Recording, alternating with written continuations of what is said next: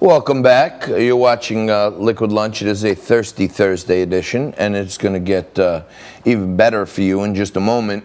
You know, years ago, I started my first technology company, All American Technologies.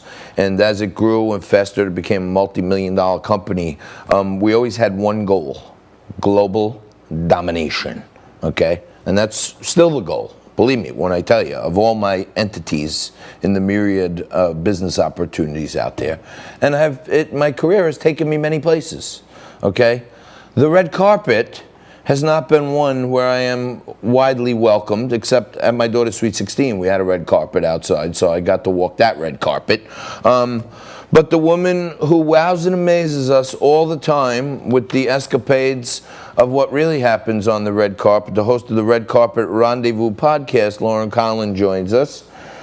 Hi. Hello, how are you? Thank you for I'm joining good. us. I mean, better now. Your lobbying effort to circumvent me and go to Nico, my producer, to get back on has worked, so thank you. No problem. I actually called Lauren yesterday and begged her to come on because, you know, everybody likes variety in our show, and you are the mistress of variety. You're on the red carpet, and you got all kinds of different people and all kinds of things.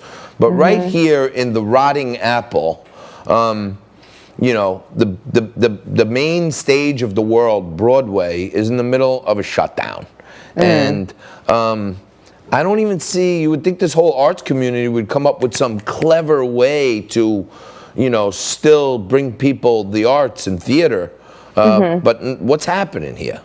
There's no red carpets so for sad.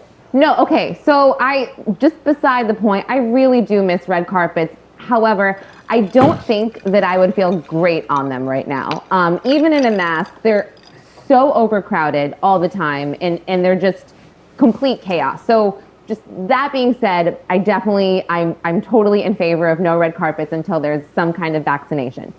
Broadway. So this is really sad for me. You know I'm a huge Broadway fan, but I completely understand the shutdown only because there's so many factors that go into a Broadway show, and clearly Broadway shows wouldn't be viable. They wouldn't be profitable if we had to social distance and you could only pack the theaters with 50% of the audience, right?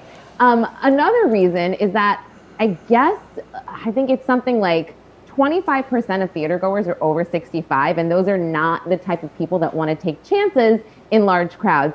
And on top of that, 65% of people are from outside of New York City. So I think it's like something like 4 years it took for New York City tourism to get back to where it was post 9/11. So I wouldn't be surprised if, you know, this was around there. I don't think it's going to take 4 years, but I think maybe 2. And in the meantime, I'm seeing so many actors and performers get their real estate license or you know, teach kids classes in the park and stuff like that, just because they have to make a living. Over 100,000 people lost their jobs, performers, musicians, stagehands. It's incredibly sad. Cirque du Soleil, you know, they went belly up back in May, I think it was, and that was another 4,000 jobs. So it's really sad. I hate to see this. And then the Tony Awards, I don't know if any of the viewers watched the nominations, but that was even sadder. I mean, only 18 shows were eligible. Usually it's like double that. It's completely crazy.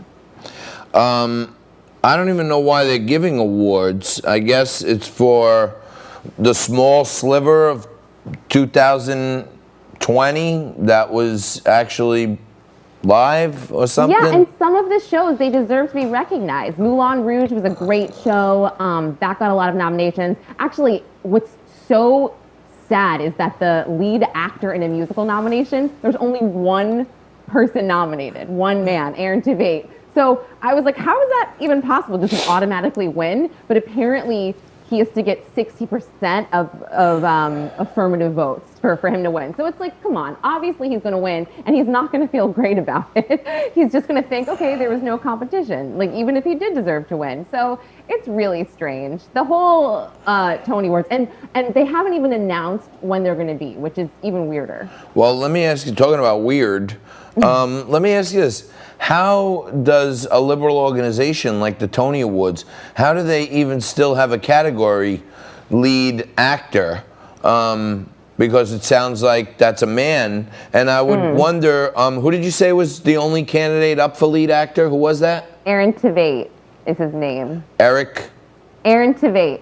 Aaron Tveit. Okay. Tveit, yeah. Is he, it doesn't matter, I'm sure he's worthy, but is he heterosexual male? He is heterosexual to my knowledge. He is deserving. He was incredible in Moulin Rouge. He's on TV as well. But that's actually a really interesting point you make, and I hadn't thought about that. Right, like let's say Yeah. you know, let's say I'm a man, or you know, I am a man to the best of my knowledge. At least that's what they told me when I was You're born, half a and man, I but have that's fine. Well, I have all the appropriate equipment that comes with a man at this point. Sure. You know what I'm saying? Serviceable at least. Let's say I don't think I can win in the lead actor category. But I see a really weak field in the lead actress category. Would a liberal, open-minded organization like the Tonys allow me to identify as a woman and enter into the lead actress category? I mean, I think that is coming. I do. I think that's coming. I don't think it's going to be like what you just said, what you just described. That's not going to happen. If you're, you know, the thing is, it's very confusing. How about lead role in a drama? And it's open to both men and women. Lead role in a musical. I think that's more. I think that's more like it. Just having a general category where you can be non-binary, be a they, and be a she and a he. I think that's more of what they would be leaning towards. But that actually is a super interesting point you make, and I hadn't even thought about that. Yeah, well, let me tell you something. You team up a big jug of Milagro Resposado tequila and dump a little Campari in there over ice, and you'll come up with all kinds of crazy ideas. That I can tell you. That sounds very tasty. I don't know. It's good. Well, it looks good on TV, at least. You know.